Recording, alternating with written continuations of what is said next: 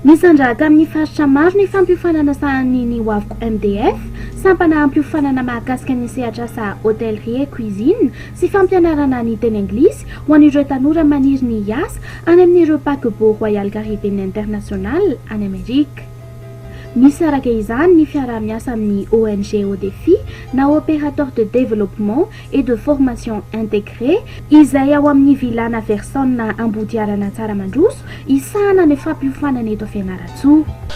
Ny ONG au défi na opérateur de développement et de formation intégrée eto Fianarantsoa dia tondra zava-baovao ho antsika tanora momba ny fananana asa ka isy fiofanana manokana ho an'ireo tanora izay arahana asa avy hatrany any ivelany any Etazonia dia ho atomboka ny fisoratana anarana ka ireo izay liana amin'izany dia iangaviana anatona ny Brown au défi ao ambodiarana Tsaramandroso mba handray ny toromarika sy ny mombamomba izany fiovanana izany.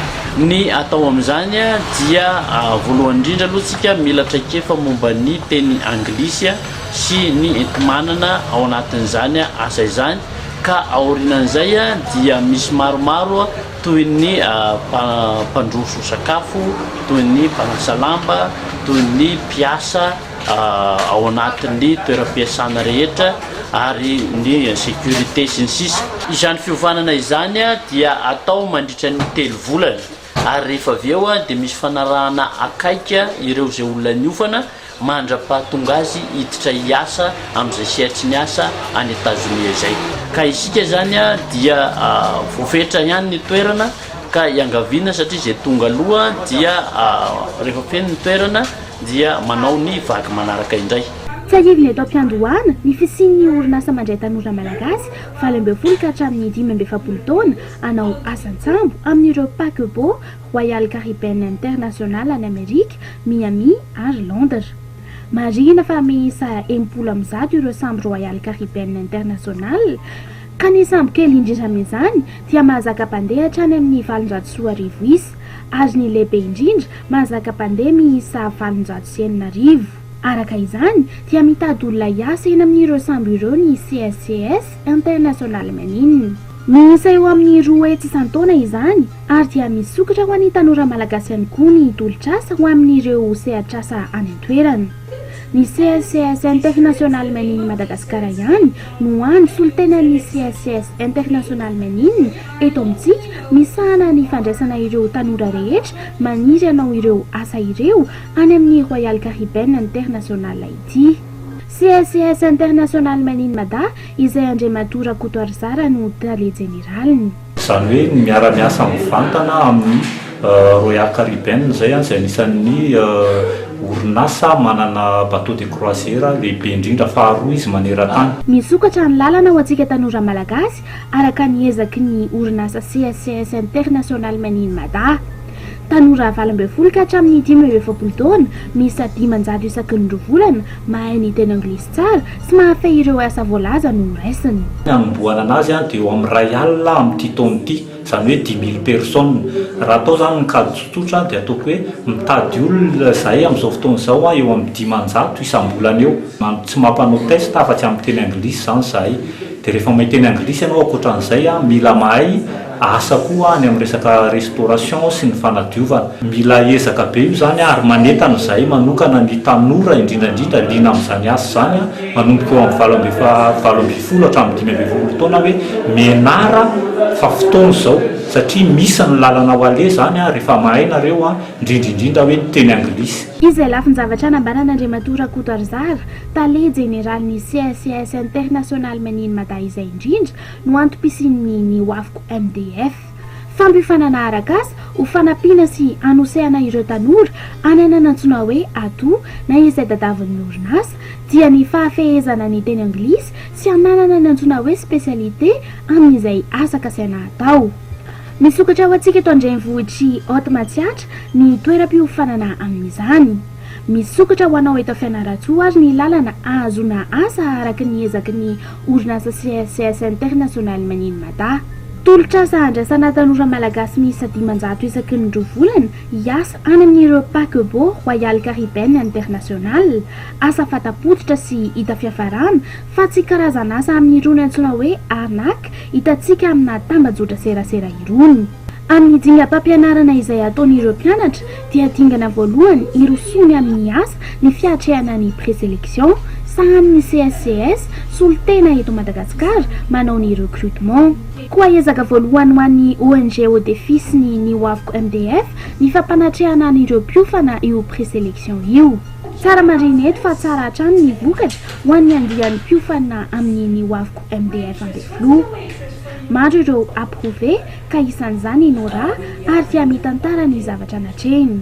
Vita am'le izy dia nafinaritra le izy fa niafatra ho an'le ankizy ato aoriana fotsiny hoe mila mianatra foana fa rehefa tianao le izy dia na dia misy fahasarotana sy misy ohatra hoe misy difficulté ao anatiny dia tsy maintsy vitanao foana. Mpiofana eo anivony ny hoaviko MDF Ambeflo Antananarivo Nora ilaina amin'ny fiatrehana fifantenana toy izao ary ve ny fiofanana izay narahiny? Voalohany indrindra aloha le fiofanana ao amin'ny hoaviko zany hoe karazana formation zavatra be be no hita ao misy serveur misy zavatra be be ao dia le izy le formation tena tsara le izy satria mitondra anao aingana kokoa makao am'le recrutement final sy makato am'le présélection satria afa ihany ny olona nanatrika formation nanaraka formation sy tsy nanaraka formation manana tombony lehibe zany ianao raha ohatra ka manaraka fiofananao amin'ny hoaviko satria tsy vahiny intsony ianao am'izay zavatra miseho aty amin'ny présélection noho izany moramora kokoa aminao ny approuvé anao anatin'le présélection ary mino fa tsy sarotra ho anao ihany koa manatanteraka an'le asa rehefa tonga amin'le tanjona irinao. Isan'ireo nanatrika ny présélection ihany koa iogana mpiofana avy amin'ny hoaviko MDF Ambeflo Antananarivo. Le présélection aloha azo lasaina hoe raha ny anahy manokana na afa-po anahy le izy satria izaho moa approuvé tao anatin'le izy dia niafatra ao anatin'izany hoe ianaro le fiteny anglisy dia le domaine le asa tianao atao alalino tsara fa sira fa afaka ianao raha ohatra ka zay. Ho andihary ary ahoana ny fahitana ny fampianarana andratovina teo anivony ny hoaviko MDF Ambeflo? Teo amin'ny ray volana teo zany no nanomboka nianatra tao amin'ny hoaviko. Raha ny tsaky efa nanan'ny mpampianatra aloha dia efa avy lenta tokoa. Isan'ireo tompona andraikitra eo anivony ny hoaviko MDF Itatinuely ary dia manakambara ny amin'ny zava-misy ny tenany. Fifaliana ao anay fa dia izay niditra tao zany voaray daholo ny ankizy. Nanatrika présélection zahay tamin'ny androany dia izay niditra zany ireo ankizy ireo niara-naka sary tamiko ireo dia voaray. Ireo ankizy ao aorian'ireo zany mbola niveau manaraka zany hoe mbola tsy tokony hiatrika fa tianay izy ahita hoe manahoana izany fiatrehana ny présélection zany. Miandry fa tongava monsieur Chandra zay sisa dia efa miandry ny asa any Amerika. Eo Antananarivo toy ireto mpianatra avy amin'ny hoaviko MDF Ambeflo ireto ihany akory no tonga miatrika ny présélection eo anivony CSCS International Maninmada fa any amin'ny faritra ihany koa toa ny Toamasina sy Mahajanga sy ny sisa dia misy ny fifantenana ireo tanora anao ireo asa amin'ny compagnie Royal Caribbean International. Toa Toamasina ohatra dia isan'ireo tafavoaka efa nahazo ny antsoina hoe date d'embarquement toto tsara Linda Fabiola hiazo any Port Canaveral any Orlando ny tovavy. Sarotsarotra hoy Fabiola ny lalana ny diavana vao tonga tamin'izany tanjona izany, mila mianatra teny anglisy sy miofana arak'asa raha fehezana ilaina fikirizana. Misy ny hafatra taon'ny Fabiola ho an'ireo tanora maniry anao ity asan-tsambo ity. Ny hafatra avy aminah aloha dia hoe manana faharetana amin'ny fiainana izay ihany. Mila mihetsika zany atsika tanora fa tsy aza miandry ny olona maventy fotsiny. Ho an'ireo tanora avy ao Toamasina ihany, isan'ireo voaray teo anivony CSCS ihany koa Rasata Yajaniana Sylvain. Afaka tamin'ny entretien dia nanana an'ilay document ilaina rehetrarehetra dia nahazo an'ilay daty avy any amin'ny compagnie Royal Caribbean. Rehefa voaray ianao dia tafiditra any amin'ny sitiny Royal Caribbean ianao dia miresaka mivantana amin'ny Royal Caribbean ianao dia efa lasa équipage Royal Caribbean zany ianao rehefa meny an'io date d'embarquement io. araka izay nambara izay dia nikatona teto Madagasikara ny avy amin'ny recruteur international ny amin'ny ity asa eny amin'ny Royal Caribbean International ity Monsieur Chandra. Amin'ny fandaharam-potoanany dia faritra maro no anatotosana entretien. Saingy noho ny toedrara hiara mahafantatra maneran-tany dia tsy tontosatra amin'ny farany ny fifantenany. Tsy maintsy nanainga ny ala amin'ny Madagasikara Monsieur Chandra ary dia nampanantena moa ny tenany fa raha vao milamina indray ny sidina ahafahana mivezivezy dia tonga eto izy hanohy ny fifantenana ireo tanora malagasy nahavita ny présélection teo anivon'ny CACS international Menimada. Et normalement, on était là pour faire la sélection jusqu'au dimanche, jusqu'à mardi. Les frontières ferment. Et la prochaine sélection, on va venir au moment les frontières où on va revenir pour faire la sélection. Parce que nous, on était prévus même jusqu'à mardi prochain. Mardi prochain pour faire 2 jours à Majinga, 4 jours à Tana et 3 jours à Tamatar. On était prévus comme ça. Et au moment où les frontières s'ouvrent, le premier place qu'on va venir, c'est ici pour faire l'entretien. Parce que les gens, on a déjà préparé les gens et ils attendent pour faire l'entretien. Alors au moment où les frontières s'ouvrent, on va venir dès les premiers jours pour continuer notre sélection. Ny fiofanana eo anivon'ny ONG ODEFI sy ny nihoaviko MDF dia tsy natao fotsiny ihany ho an'ireo efa mahafy tanteraka ny teny anglisy fa na ireo vao manomboka azy dia hita eto ary tsy maintsy hita ny fivoarana. Tsy nahay anglais mihitsy tamin'ny voaniditra tato fa nanomboka tato vao nahay. Manana fanantenana tokoa za satria anisan'ireo mpianatra voaray tamin'ny sélection ho an'ireo izay maniry niasa any ivelany any États-Unis dia mitongava mianatra tamin'ny nihoaviko fa mahomby dia mahomby tokoa satria nahitako fivoarana lehibe dia lehibe tokoa. Afaka miofana ao amin'ny ONG ODEFI ao amin'ny vilana Versona ambodiarana tsara mandroso ary ianao hahatrarana ny tanjona dia ny ananana ireo spécialité amin'ny asakasaina atao sy hahafehezana ny anglais culinaire sy anglais croisière mifanaraka amin'ireo filan'ny CACS. Anglais culinaire sy croisière izay tena mampiavaka ity fampiofanana iarahany ny hoaviko MDF sy ny ONG ODEFI.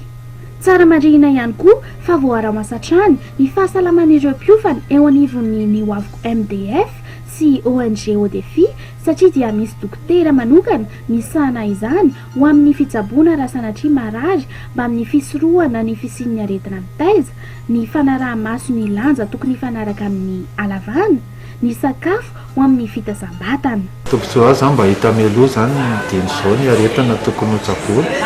Raha ho anahy manokana zao dia normal tsara anazy manaraka amin'ny lava sy ny lanja. Amin'izao zao la isan-kerinandro zany manao contrôle mba hitana an'ilay fivoaran'ilay fahasalamana sy ilay aretina mila sitrana.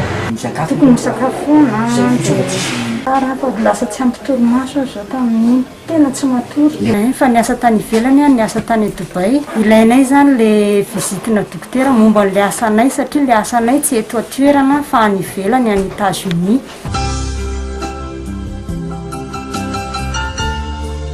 Tsara le formation ato amin'ny hoaviko ka ho antsika rehetra izay maniry mbola andeha manana ny etaeta ohatranay dia manatony aty amin'ny hoaviko.